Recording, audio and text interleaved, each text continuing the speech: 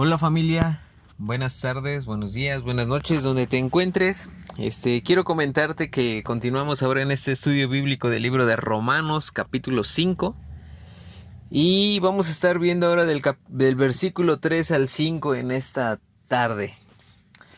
Pero antes de eso quiero que leamos una vez más desde el versículo 1. Y dice esto: Por lo tanto, ya que fuimos declarados justos a los ojos de Dios por medio de la fe, tenemos paz con Dios gracias a lo que Jesucristo nuestro Señor hizo por nosotros. Mira, estoy leyendo el versículo 1, pero lo estoy leyendo en otra versión. Y viene un poco más entendido o claro sobre algunos términos que comúnmente vamos a estar viendo. Entonces viene un poco más clara de entender. Entonces vamos a seguir leyendo esto. Y dice en el versículo 2. Debido a nuestra fe, Cristo nos hizo entrar en este lugar de privilegio inmerecido, en el cual ahora permanecemos y esperamos con confianza y alegría participar de la gloria de Dios. También nos alegramos al enfrentar pruebas y dificultades porque sabemos que nos ayudan a desarrollar resistencia. Y la resistencia desarrolla firmeza de carácter, y el carácter fortalece nuestra esperanza segura de salvación. En el versículo 5. Y esa esperanza no acabará en desilusión, pues sabemos con cuánta ternura nos ama Dios, porque nos ha dado el Espíritu Santo para llenar nuestro corazón con su amor. Entonces, familia, este versículo en específico, estos versículos en específico, aún dentro de todo el libro de Romanos, está comentándonos cuatro partes. O sea, en estos versículos, en estos 5 versículos está dividido como en 4 partes. Una, está hablando sobre la paz con Dios que nosotros podemos tener. En la número 2, el acceso que tenemos de permanecer en Dios. También tenemos una esperanza en Él. Y la cuarta es de que nos regocijemos en los sufrimientos. Todo esto va unido, estos versículos. Estábamos hablando de que por gracia somos salvos, que gracias por que Jesucristo hizo la obra, por la fe en Jesucristo, que solamente se basa en Él, la salvación se basa en Él, y la obra de redención se basa en Él, y que Él ha perdonado nuestros pecados, que Él nos ha limpiado, que Él nos ha purificado, que Él nos hizo entrar en lugares de privilegio inmerecido, que no nos ganamos nada con nuestras propias fuerzas, que nosotros no hicimos algo más allá para obtener ese regalo tan grande. Pero en estos versículos que vamos a estar leyendo, en los que nos vamos a estar enfocando en el versículo 3, está hablando sobre esto. Que el sufrimiento que nosotros lleguemos a experimentar cuando nosotros le conocemos a Él, no se refiere solamente a dificultades humanas que comúnmente podemos estar llevando a tener por el simple hecho de ser humanos. Está hablando en específico del sufrimiento que nosotros tenemos como hijos de Dios, ahora en Dios, creyendo en Él. Por ejemplo, es como decir que es el pecado al cual ahora nos enfrentamos. Es ahora en las relaciones interpersonales o relaciones entre nosotros para otras personas de comportarnos como hijos de Dios, donde puede haber una discriminación porque tú ya piensas diferente, porque tú hablas diferente, porque estás viviendo una vida diferente que va en contra a lo que el mundo está viviendo. Por ejemplo, uno de ejemplo fácil. Por ejemplo, que tú puedes conseguir gasolina de huachicol. Huachicol da a entender que es gasolina que es robada, gasolina que es producto en específico del robo. Entonces puede ser que tú como cristiano digas, no, pues tengo que pagar el litro 20 pesos. Pero allí la voy a pagar en 10 pesos. Entonces comúnmente tú te niegas a comprar eso porque sabes que es robado. Pero también podríamos decir es un beneficio, te sale mejor, te sale más vara. Pero la realidad es que como hijos de Dios debemos de pagar el precio. Y en algunas veces va a ser un poco más difícil mantenerte aún al decir tu no o tu sí. Porque no se basa en lo que el mundo dice, sino en lo que Dios hace y dice que tenemos que hacer. No por una imposición, sino por un rasgo de amor que tú tomas por seguir a Jesús. Entonces dice en el versículo 3, también nos alegramos al enfrentar pruebas y dificultades, porque sabemos que nos ayudan a desarrollar resistencia. Dice aquí que la prueba, la presión que se puede hacer, por ejemplo, en una uva para sacar su fruto, se mete bajo peso, bajo presión para exprimir lo que hay dentro de la fruta. Entonces, el sufrimiento, ¿qué es el sufrimiento? El sufrimiento se encarga de destruir en lo que nosotros solemos confiar. El sufrimiento nos lleva a encontrar a Dios en nuestra realidad. Es no poner en las cosas la esperanza, ni poner la esperanza en la salud, ni en la juventud, ni el dinero. Entonces, la esperanza es metida bajo presión, es como un músculo que se ejercita bajo presión. Entonces, lo que nosotros vivimos como cristianos, como hijos de Dios, en dificultades, en pruebas, en sufrimiento, es para que nosotros vivamos conforme a la esperanza que Dios ha puesto para cada uno de sus hijos. Y no es porque estemos viviendo, es que ahora yo soy cristiano y yo estoy dedicado solamente a sufrir y todos deben de compadecerse de mí porque yo estoy sufriendo, porque no tengo la salud necesaria, porque no tengo el dinero necesario, porque no tengo lo que necesito en el momento para salir adelante, porque ya sabes, soy cristiano. No. Está hablando de ese sufrimiento que podemos estar padeciendo en esta tierra, aún con todo y enfermedad, con todo y escasez, sabiendo que esperamos y confiamos en Dios porque tenemos una esperanza en Cristo. Entonces, las dificultades, las presiones, todo lo que se puede estar teniendo en esta tierra de dificultades y adversidades ya siendo hijos de Dios, dice que lo debemos de tomar con alegría, alegrarnos aún en los problemas y dificultades, porque sabemos que nos ayudan a desarrollar resistencia, nos ayudan a mantenernos.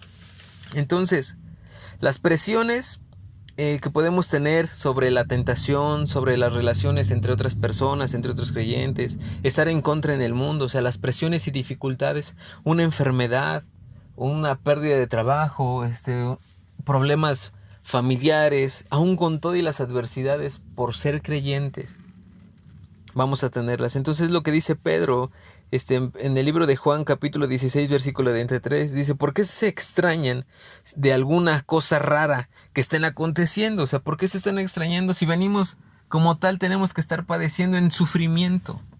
Porque vamos a ser rechazados, porque vamos a ser personas negadas, porque vamos a ser personas que van a ser maltratadas, porque estamos en contra del mundo.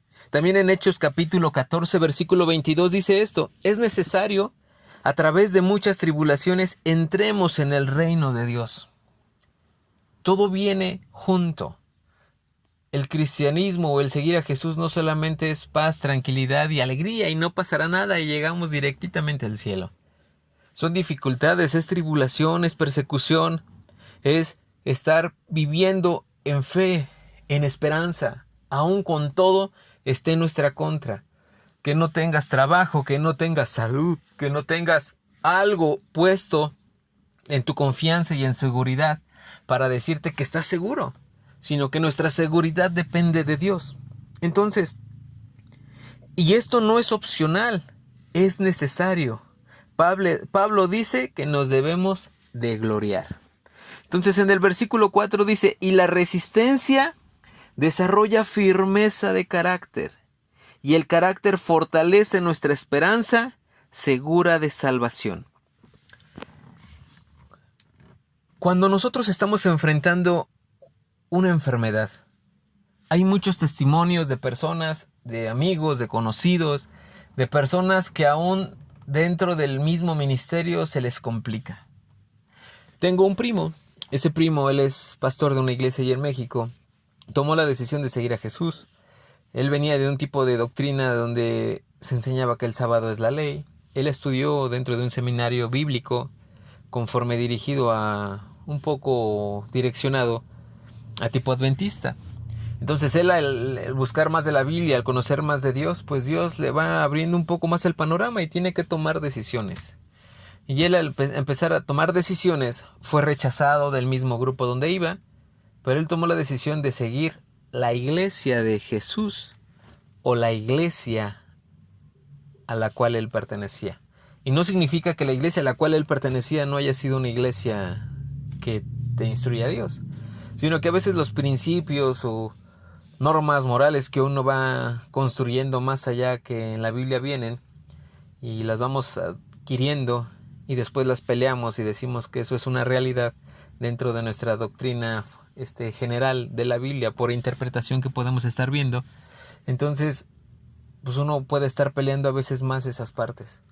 Entonces, cuando él toma la decisión de seguir a Jesús, de hacer lo correcto, de empezar a tomar decisiones no solamente para él y su familia, sino para la iglesia que le seguía, instruyéndoles en verdad o instruyéndoles en su palabra, empezaron a suceder cosas difíciles en su vida, se empezaron a morir familiares, empezó hablando sobre muertes, aún su esposa llegó a morir dentro de todo su servicio que él estaba haciendo, de que él dejó también su trabajo, sus malas influencias que tenía y tomó decisiones, y aún al tomar esas decisiones parece como si todas las cosas se pusieran en su contra, y al decir que todas las cosas se pusieran en su contra, aún su esposa, que iba a entrar por algo sencillo al doctor, no salió del hospital, falleció. Y dentro de las circunstancias y vidas que podemos estar teniendo difíciles, dentro del sufrimiento, dentro de la adversidad, dentro del dolor que estamos pasando, aún con todo y eso, Dios está allí con nosotros. Porque Dios ha puesto una esperanza en nuestro corazón cuando le hemos conocido. Y eso solamente lo vamos a ver aún cuando somos probados dentro de las pruebas, así como se prueba el fuego para sacar las impurezas, dentro de las circunstancias difíciles.